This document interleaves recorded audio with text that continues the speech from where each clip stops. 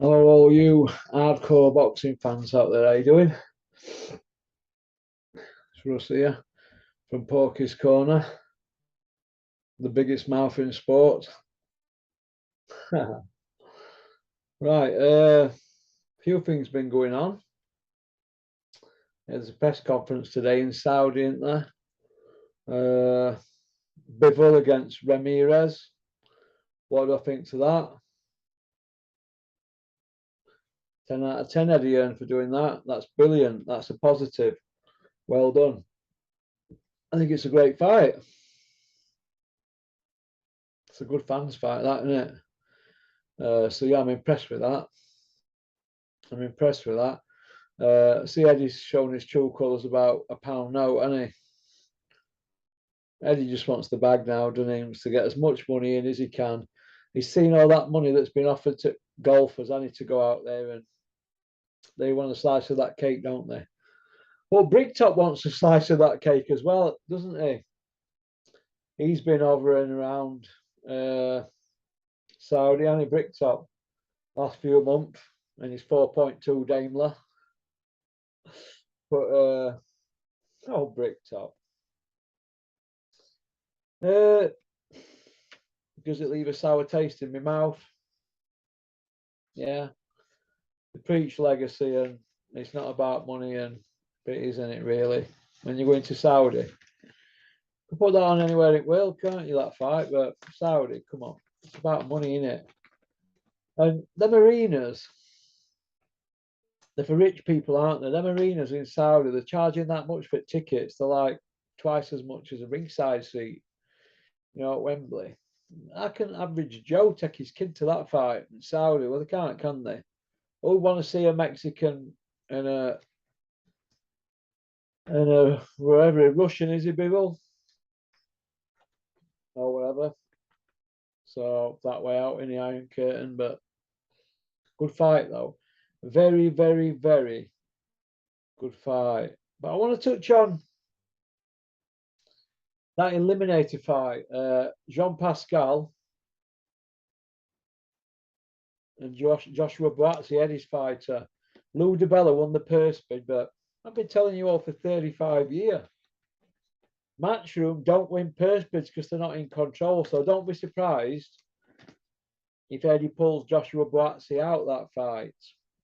They bid £100,000 more than Eddie earned for that fight, $100,000 more. But he's supposed to be the man with the billions from DAZN. Oh, has Eddie got as much pull as he's making out at DAZN? I don't know, but you all saw my video, didn't you, about how Len Blavatny, or whatever he's called, the big billionaire at DAZN, all little secret tete-a-tete meetings with Lou DiBella. Then Lou DiBella goes and impresses him and wins purse bid and blows his guy out at water by $100,000. People might start believing in the Porkster now, eh? People might start believing him. Do I think it's a good fight? Well, Jean Pascal had a life and death for a world title with Carl Froch in 2008. I was there ringside. It was Tyson Fury's professional debut that night. Now, 2008, what year are we on now? 9, 10, 11, 12, 13, 14, 15, 16, 17, 18, 19, 20, 21, 22. We're in the 15th year since then. Actually, it's 14 year. But next year it'll be 15. So 2008, we're in 2022, 14 years ago. It was about that, 14 year. Hey, Jean Pascal. So it's what it is, isn't it? But Pascal's, in my opinion, over early and coming down slope, but it's not so long ago, a world champion, wasn't it? Like last year. I don't know how they've worked it. Didn't he fail a dope test or something? I don't know, but it's going to be on a Bricktop show in the UK on BT Sport. So that's good, isn't it? That's good, isn't it? I'm looking forward to that.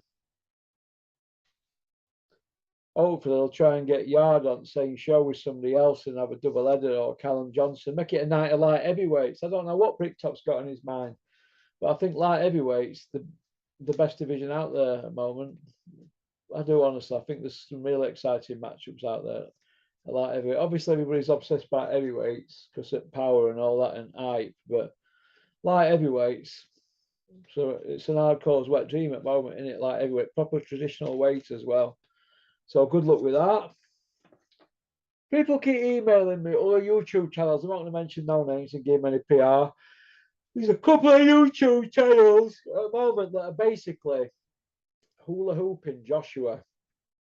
They're trying to water it all down so that we believe that in the next few months, that you know what, he would a closer fight than we thought he would. And Anthony Joshua only lost a split to best fighter in the world and blah blah blah, and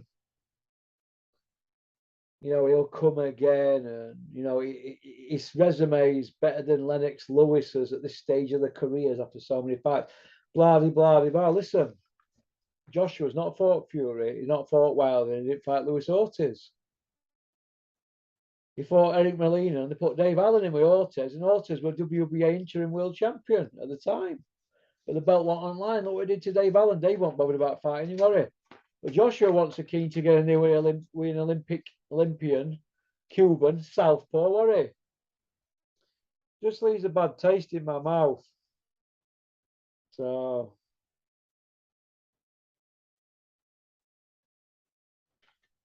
has anybody eased up on the Spencer Oliver abuse? And the guard, I've heard that they're saying it's trolling on a massive scale.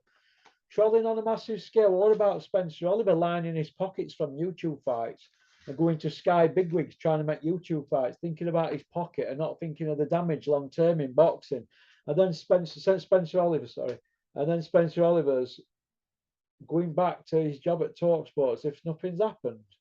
Carrying off like that. Which side of the fence are you on? Are you boxing or are you YouTube? Or are you lining your pockets? What are you? What are you? What are you? Hey.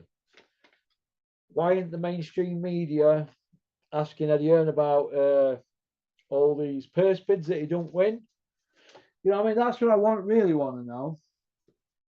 And here's another one for you as well. This Vimco, Fighters First, whatever it's called, Vimco, who won that Prograis bid. You know, that Prograis and Zapida. They want purse bid for that on the WBC fight. What was it, $2.4 million or something, whatever? A new promotional company. Everybody in the industry is saying, oh, it's MTK. It's MTK and Optivel and the Vinco. Well, is somebody going to ask some questions to these people who are winning purse bids? Because so far, I don't see anybody asking these questions. Are they MTK? Vinco, are they? So I want to know. I'm a boxing fan, I want to know. Are they? Because I don't see the Gad, Spencer Oliver, or any of them, Kugan Cassius, Michelle Phelps, Tebbet. I don't see any of them. These boxing gurus, are they asking these questions? No. If they're not, well, they're not. But I want to know if they are, because I've heard they are. So, I ain't got a problem with it. I just want to know. That's all. And like I said, how can these people call this media when they're not asking questions that the fans want answering? That's why boxing's heading for Skiddy Row. That's my opinion, Skid Row. So, okie dokie. I'm going to do a video next week or next few days about who we think Anthony Joshua's new trainer is going to be. Right, so send me your emails in porkycorner@mail.com. I'll just leave it on comment section who you think next trainer will be. Who? Don't matter if it's somebody who hasn't had lots of experience, if they've got a license, they're a trainer, aren't they? He might go for an unknown, he might go for somebody established, but who do the boxing fans think Anthony Joshua's next trainer is going to be? Okie dokie. Peace out.